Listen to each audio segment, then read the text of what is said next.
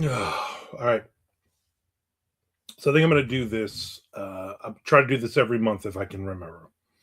These are the books, print books, that I will be reading in for next month, for January 2026. My goal is 70, 70 to 80 books for the year to read. So we'll see what happens.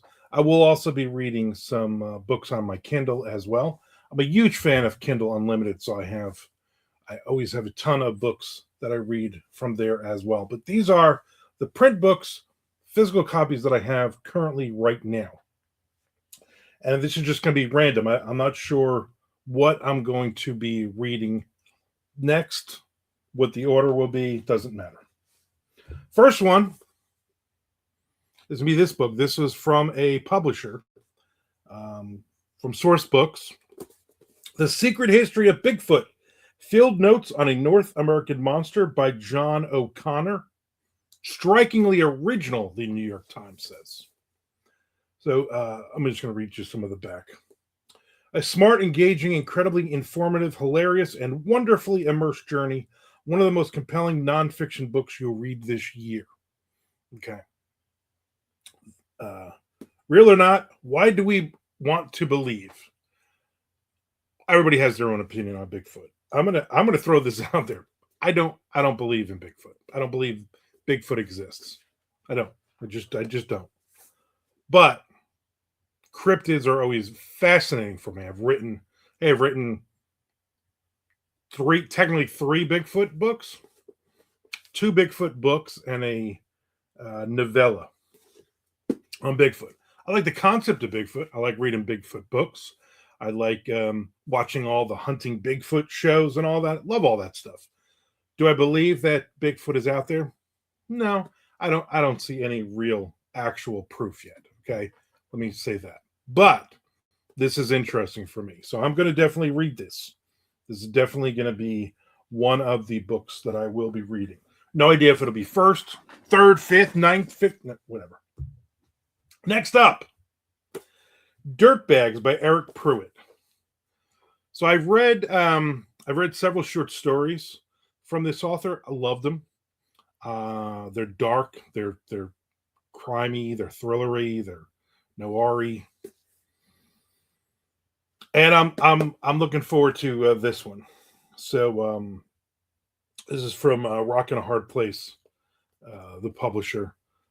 Like a lot of their stuff. So I'm just gonna read you the back real quick. In Lake Castor, a town in which the old mill has closed and all the jobs have vanished, the blame for a countrywide murder spree lies at the feet of three people broken by life and their own choices. Calvin, a killer, London, a cook, and Rhonda, the woman who loves them both. Pulled together by lust, greed, ambition, and a deranged quest for notoriety, they cut a bloody trail through this southern gothic noir that adds a transgressive, chicken fried twist to a story ripped straight from the pages of a true crime novel or an episode of Dateline NBC. Every once in a while, literature offers us a story that champions the spirit of humanity. This is not that story. Love that line. So, Southern Gothic Noir is a huge favorite of mine as a reader, and I'm also writing a couple of Southern Gothic Noir stories right now, and that will hopefully see the light of day next year. More of that when I do my goals for 2026, my writing goals for 2026 thing. So, dirtbags, plural. Eric Pruitt again. I'm a fan. I'm a fan of his work, and I want to read more and more. So this is going to be in January. That will be one of those books that I will read.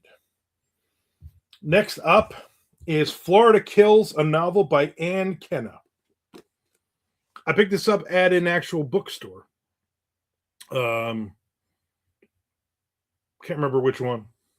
I think Novelty. No, I don't know. There's some good bookstores here in Florida within driving range. So I picked this book up. Florida Kills. And let me just read. Let me read one of the blurbs. Florida Kills had me hooked from the first page. It's funny, unexpected, and full of the kind of quirky charm only Florida can deliver. It says Florida is locked, loaded, and not for the squeamish. So this looks pretty good.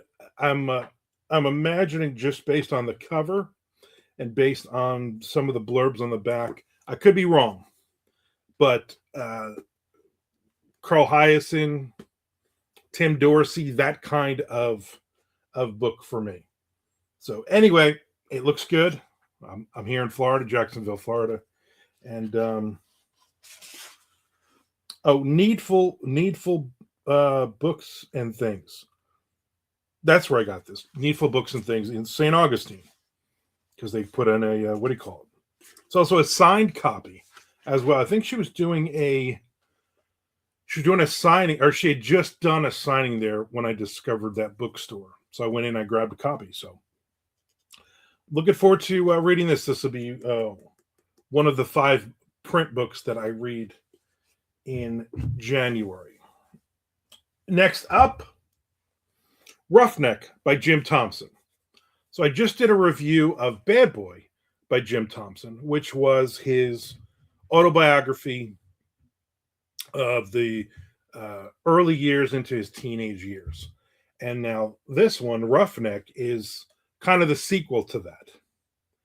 And so, he talks about this is the other one was set into the 1910s, 1920s. This is 1930s, 1940s. And again, we don't know what's real and what's as a writer what he put in this, which I love. There's some great stories in Bad Boys. I give it a 4.4 review. So I'm sure I'm going to enjoy this one as well. And so we'll see what happens. I picked this up from the library today. I actually dropped off Bad Boy and I picked up this one. So I will be reading this. It says, if Raymond Chandler, Dashiell Hammett, and Cornell Woolrich could have joined together in some ungodly union and produced a literary offspring, Jim Thompson would be it. Washington Post. If you've seen the show The Lowdown with Ethan Hawke, Jim Thompson is his books are featured all over those, especially those first handful of episodes. So I am looking forward to reading this as well. Last, certainly not least, Tomato Red from Daniel Woodrell. So I read a couple of Daniel Woodrell already. This is another one. I picked it up from the library today. As a matter of fact, this morning. Same with the Jim Thompson book. And man, it's hard to read the back cover. I'm going to do the old man glasses thing. Daniel Woodrell comes from a long line of Ozarkers, extending back before the Civil War. Raised in Missouri and Kansas, he had a stint with the Marines, returned to the States to follow his thumb for a few years, then enrolled in the University of Kansas. His first novel, Under the Bright Lights, was published in 1986. And since then, there have been 4 more. Woe to Live On, currently being filmed. Muscle for the Wing, The Ones You Do, and Give Us a Kiss. This is his wife in West Plains, Missouri. So this is the one that everybody's like, oh, you have to read this one. Daniel Woodrell, this is the book you have to read. I love Southern Gothic noir. I love these books. So this will also be on the pile, one of the books that I will read. So these 5 releases, I'll hold them all up for you, are the ones that I will be reading in January. I'm not like, oh, I'm going to read this one or this one. No, I'm going to read these 5. Okay. And a couple of these are thin enough. I probably can knock them off in a couple of nights too. So it's not a rush.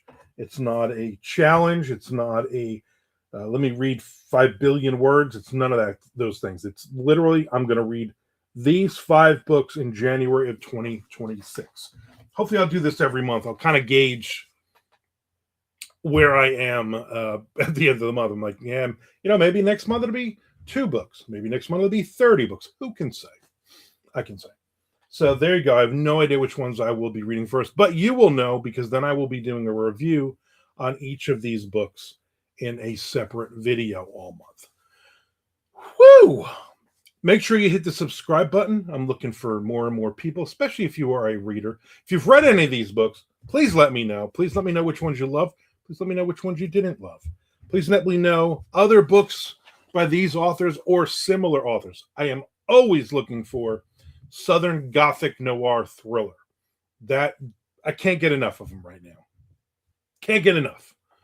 All right. Thank you for hanging out with me. I appreciate it. And hit the subscribe again, so you don't miss out on any of these reviews.